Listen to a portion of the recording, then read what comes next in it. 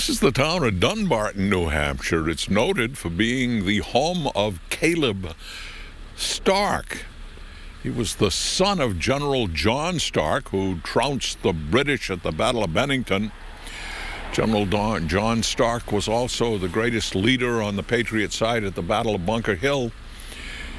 His fame overshadows that of his son, but Caleb Stark was quite a guy as well.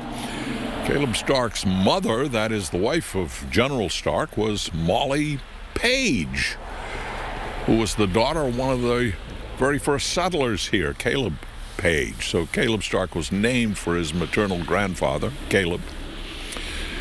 Caleb Stark was born here in Dunbarton, not in Manchester, where the Starks had their home.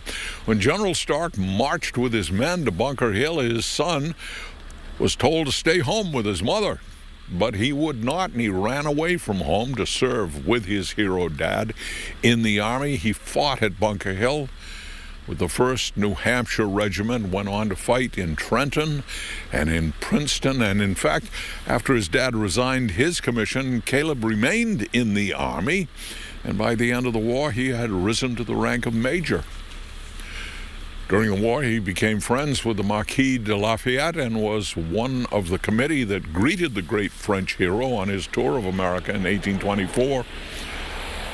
The official seal of the town of Dunbarton features the image of the young Caleb Stark on his way to join his dad at Bunker Hill.